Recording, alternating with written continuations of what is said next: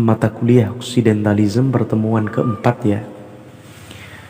Oke teman-teman, bismillahirrahmanirrahim. Kita pagi ini akan membahas materi tentang akar dan sejarah dari Occidentalism secara lebih spesifik. Occidentalisme bukan merupakan satu wacana baru, sebab hubungan kita dengan Barat bukan merupakan produk generasi sekarang saja, tetapi sudah dimulai jauh sebelum itu, yaitu sejak lahirnya peradaban ego atau peradaban aku. Peradaban ego itu muncul, peradaban aku itu muncul karena dibarengi dengan kapasitas dan kemampuan yang cukup bisa dibanggakan. Seperti tradisi dalam masyarakat Jawa ketika ngomong Majapahit, ketika ngomong Singosari, itu egonya muncul atau keakuannya muncul. Karena apa? Karena seseorang atau sebuah negara atau masyarakat itu muncul egonya atau akunya itu biasanya dibarengi atau diimbangi dengan satu pencapaian-pencapaian yang besar dalam sejarah. Contoh seperti seseorang saja, ketika Anda memiliki banyak prestasi ya, banyak capaian dalam hidup, maka sangat mudah sekali untuk mengatakan aku ini siapa. Tapi ketika kita atau banyak orang di antara kita itu tidak memiliki jobless, tidak memiliki education atau pengetahuan yang cukup, maka dia susah untuk mengatakan aku ini siapa. Begitu juga dalam konteks kebudayaan, ketika bangsa Timur atau Islam khususnya itu memiliki peradaban ego yang sudah dibangun sejak 14 abad atau 1400 tahun lebih.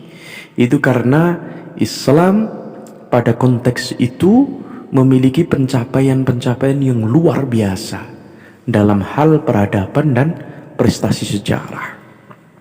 Dimulai dengan Rasulullah yang sangat sukses ya, membangun peradaban Islam dari sebuah lembah kematian. Dulu Mekah dan Madinah itu dinamakan lembah kematian. Karena apa?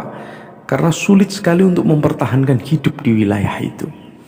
Di samping posisi dari geografis yang sangat tandus, jarang sekali dijumpai tanaman tumbuh subur di sana sebagai konsumsi harian, dan juga minimnya sumber-sumber air.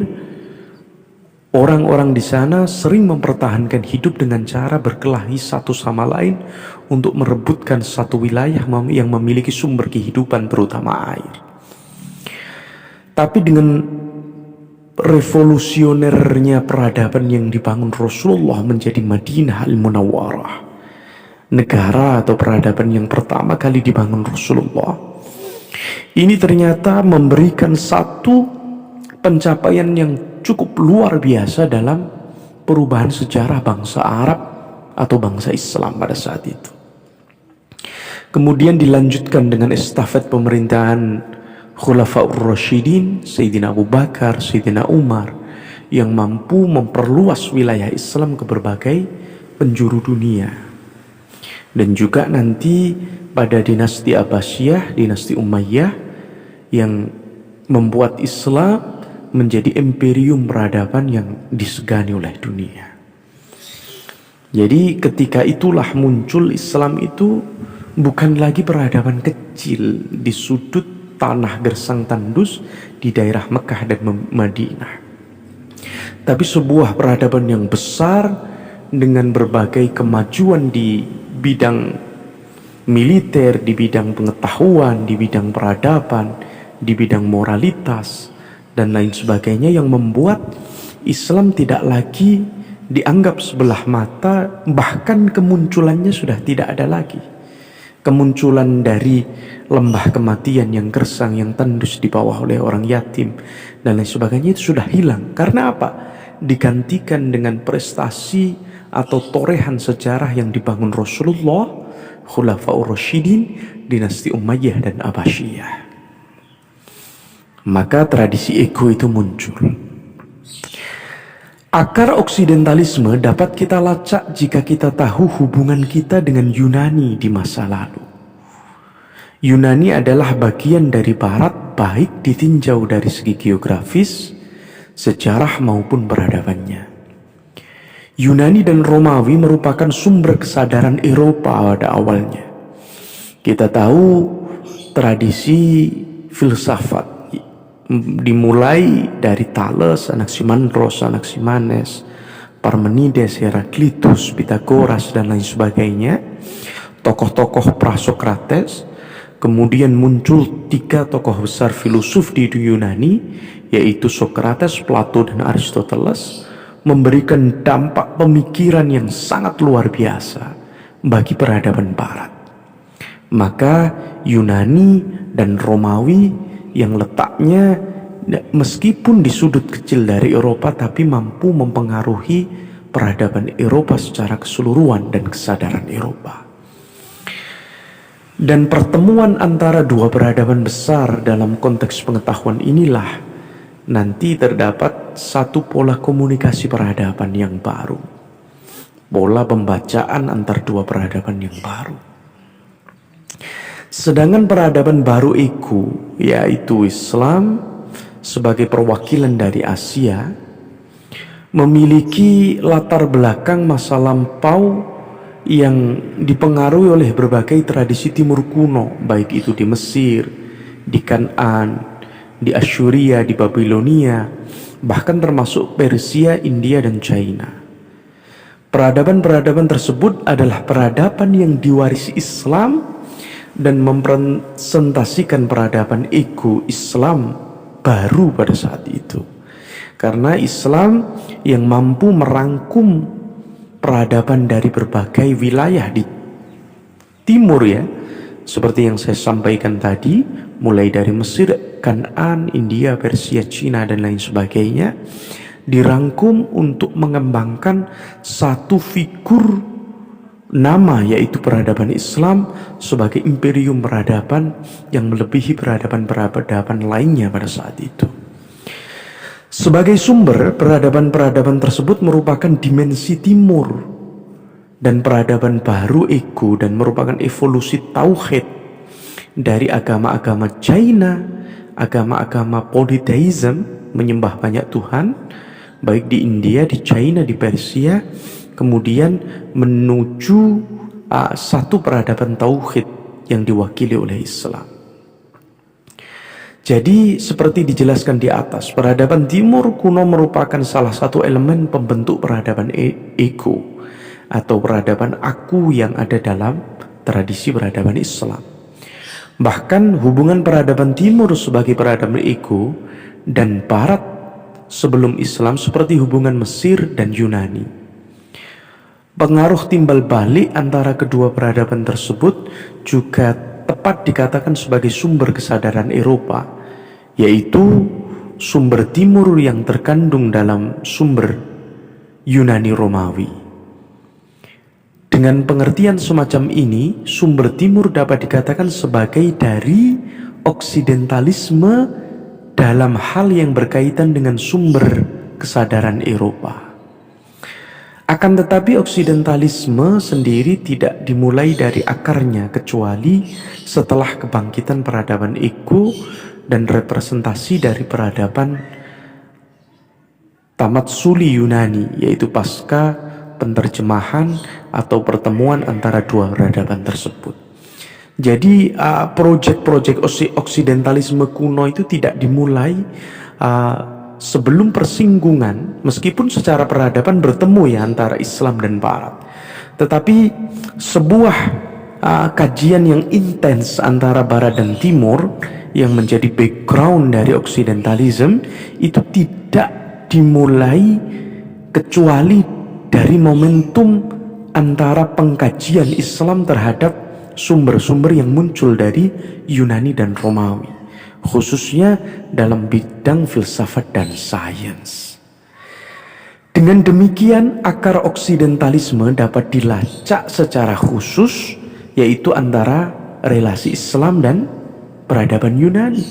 karena Barat pada saat itu tidak memiliki representasi kemajuan peradaban kecuali dampak dari hegemoni atau pengetahuan Hellenism yang di dalamnya terkandung peradaban Yunani dan Romawi. Jadi ini face to face antara Islam dan tradisi Yunani Romawi seperti itu. Tradisi Islam dan tradisi filsafat. Inilah yang menjadi titik tolak pengkajian Islam terhadap budaya Barat.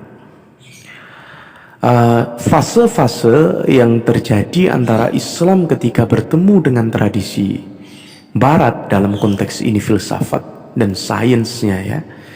Ini karena Islam masih memiliki posisi yang sangat strategis pada saat itu, memiliki kemapanan peradaban di bidang sains, kemudian arsitektur, militer, kemudian bidang-bidang yang lainnya. Maka Islam dengan egonya, dengan keakuannya yang masih kuat itu mampu menempatkan budaya-budaya Yunani dan Romawi sebagai the other, sekali lagi the other atau orang lain tetapi yang dikaji.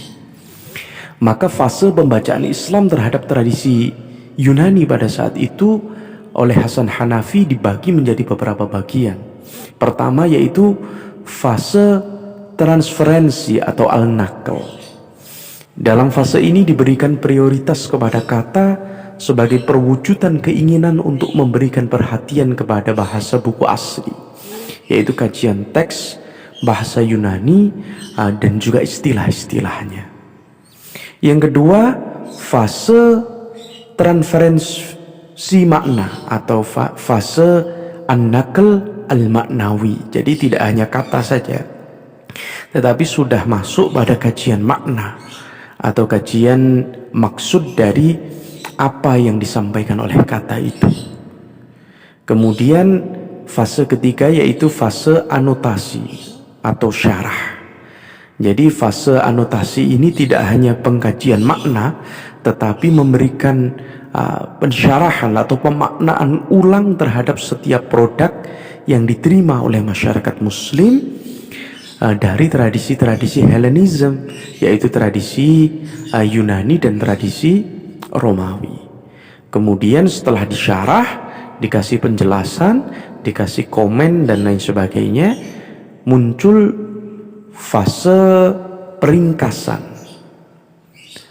Fase ini merupakan fase meringkas karena masyarakat Islam sudah mengetahui dan memahami secara utuh, bahkan mengkritiknya terhadap apa itu sumber-sumber yang muncul dari Barat, khususnya dari peradaban Yunani dan Romawi pada konteks itu. Fase selanjutnya kemudian mengarang dalam lingkup kebudayaan pendatang dengan melakukan presentasi dan penyempurnaan sehingga kata, makna serta tema dalam kebudayaan the other dapat dibendung. Tema yang ada dapat dijadikan sebagai tema independen dari ego. Setelah melakukan peringkasan dan lain sebagainya, masyarakat Muslim melakukan pengarangan dengan bentuk apa itu independensi. Jadi tidak larut dalam naungan hegemoni atau keilmuan yang muncul dari Yunani dan Romawi pada saat itu. Kemudian fase selanjutnya yaitu kritik. Kritik terhadap kebudayaan yang diberikan oleh bangsa Barat dengan tradisi filsafat dan sainsnya. Akhirnya terakhir mampu menolak total karena Islam melihat meskipun ada banyak hal yang positif dari tradisi apa itu Barat dalam konteks ini filsafat dan sainsnya, tetapi secara genealogi pertumbuhan itu berbeda antara Barat yang cenderung memiliki nilai-nilai religiusitas yang lemah dengan Islam yang memiliki nilai-nilai religiusitas yang kuat. Akhirnya fase terakhir Islam mampu mengadopsi banyak hal dari Barat tetapi menolak secara total infiltrasi Barat dengan kebudayaan-kebudayaan yang bertentangan dengan Islam. Inilah yang hebat pada saat itu. ketika Islam dan Timur memiliki ego atau aku diimbangi dengan kemampuan dan kualitas peradaban yang mumpuni. Pada saat yang sama, peradaban ego membangun orientalisme lama dan oksidentalisme, mempresentasikan juga peradaban Timur dan Barat, serta membaca teks Timur. Dua contoh paling populer tentang hal di atas adalah kajian Al-Biruni tentang agama di India dan kajian dari Ibnu Miskaweh tentang ilmu hikmah di Persia. Kenapa kajian dari Al-Biruni dan Al-Miskaweh ini menjadi contoh yang bagus? Karena Islam pada titik ini mampu merangkum peradaban dari berbagai tradisi untuk memperkaya Islam itu sendiri. Munculnya tokoh-tokoh sufi seperti Al-Ghazali, kemudian Maulana Jalaluddin Ar-Rumi, Asy-Syaikh Naqsyabandi, Abu Hasan As-Sadili, kemudian banyak sekali As-Suhrawardi, Ibnu Al-Arabi dan lain sebagainya. Ini merupakan kepiawaian peradaban Islam pada saat itu, mencercap banyak tradisi di luar Islam, tetapi ego keislamannya itu tidak pernah luntur. Jadi tidak akan menjadi satu peradaban yang melemahkan keislaman dan peradaban Islam itu sendiri. Inilah yang hebat pada saat itu ketika Islam memiliki ego atau kesadaran atas kemampuan dari dirinya. Kemudian setelah waktu berkembang, setelah perang salib dan Islam mengalami berbagai masalah dalam berbagai bidang ya, ketika kesadaran Islam sedang dalam pertikaian antara ego dan gempuran dari the others yang menyerang, lahir fase baru kedua dari oksidentalis, kajian terhadap Barat itu. Yang pertama itu Islam secara mandiri mampu merangkum dan menyaring pengaruh dari Barat dan tradisi lainnya.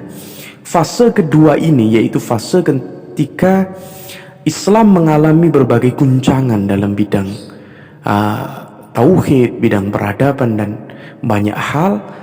Juga Barat dengan kemampuannya yang evolusi kekuatannya yang luar biasa, juga berinfiltrasi dengan serangan salibnya kepada tradisi Islam, yang pada saat itu Islam tidak baik-baik saja. Kemudian lahir fase baru orientalisme, yaitu muncul potret the other selama perang dalam kesadaran ego. Potret tersebut adalah fanatisme kebodohan atau perang, fitnah dan lain-lain. Di sini karena fanatisme tidak diimbangi dengan kemampuan yang mumpuni, akhirnya muncul fanatisme buta yang ada dalam masyarakat Islam dengan dibayang-bayangi kebesarannya yang pada saat itu sebenarnya sudah mulai tidak lagi gimana ya bahasanya, sudah tidak lagi sekuat pada periode sebelumnya gitu. Di pelataran lain muncul orientalisme yang berlawanan, yaitu munculnya potret kesadaran Islam dan kesadaran Eropa. Potret tersebut antara lain yaitu peradaban sains, kemudian toleransi, keberanian dan kesaksian dari Barat, yang ego dari Barat itu muncul lagi dengan sangat luar biasa, yang secara perlahan menggerus Islam. Dan parahnya dalam konteks ini Islam juga mengalami fase penurunan peradaban yang menyedihkan pada saat itu. Hingga pada akhirnya peradaban Islam pada masa dinasti Abbasiyah mampu diluluhlantahkan oleh Hulagukan, oleh pasukan Mongol, dan secara total Islam mengalami kekalahan dan tidak ada pilihan lain menjadi objek kajian dari Barat. Ini menjadi fase yang menyedihkan pada saat itu. Proses dari penerimaan realitas ini banyak sekali. Ada yang langsung menolak dengan fanatisme buta, ada yang langsung berpindah haluan dengan sekulerisme, dan kemudian modernisme buta yang meninggalkan peradaban Islam secara total. Kemudian setelah itu tentang fase ketiga, yaitu akhir kesadaran Islam, ketika muncul tokoh seperti Ibnu Khaldun dalam bukunya Muqaddimah Ibnu Khaldun yang menggambarkan orang-orang utara. Ibnu Khaldun hidup pada masa awal kebangkitan Eropa modern. Dalam karya agungnya ia membahas tentang orang Eropa, negaranya, sejarahnya, dan sistem perkotaannya. Hal ini didukung keberadaan Ibnu Khaldun yang berletak di daerah Maroko, sehingga memudahkan bagi Ibnu Khaldun untuk membahas Eropa melalui Andalusia atau Spanyol pada saat itu. Pada saat itulah kesadaran Islam sedang berperan sebagai guru dan kesadaran Eropa berperan sebagai murid. Karenanya tidak mengherankan jika Raja Frederick II bertanya kepada Abdul Al-Haq ibn Sabi'in tentang sosok-sosok pokok metafisika dan soal-soal permasalahan metafisik yang terkenal dalam soal-soal yang dirangkum dalam Sisilia. Kontak ini masih ya dalam abad ke-7 ini, sekali lagi masih bangsa Eropa itu banyak mengambil dari Islam. Tetapi potret Barat kemudian muncul lagi dengan datangnya serbuan kolonialisme modern, baik fase abad ke-18 dan pada saat itu imperialisme mulai menggempur peradaban Islam di berbagai sisi, baik di Mesir, di Indonesia, di India, di Malaysia, di berbagai wilayah di Timur Tengah. Gempuran imperialisme dan kolonialisme Barat ini menghancur dan meluluh lantahkan kesadaran ego bagi masyarakat Timur dan Islam pada khususnya, sehingga melalui siklus inilah muncul kajian-kajian yang harus dianalisis ulang terhadap Barat. Oleh karenanya pada masa atau fase penjajahan dan kolonialisme pada saat itu, Barat dengan keperkasaannya mampu menghujani peradaban Timur khususnya Islam dengan berbagai serangan yang dimana umat Islam tidak bisa berbuat banyak. Akhirnya pada saat itulah kita banyak menerima, baik itu secara sukarela dan secara terpaksa, terhadap kebudayaan-kebudayaan Barat. Kita tidak lagi memiliki kekuatan untuk mengkajinya, apalagi menolaknya.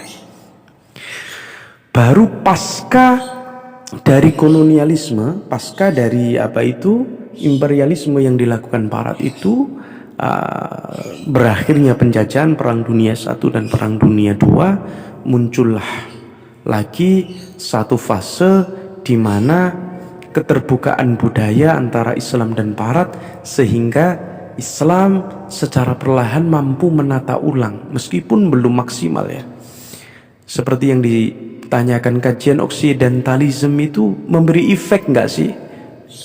Oksidentalisme itu umurnya baru berapa tahun, butuh waktu yang panjang dan juga dibarengi dengan kemapanan dan perkembangan keilmuan dari tradisi Timur sendiri itu untuk menjadi kontra atau merespon kebudayaan Barat.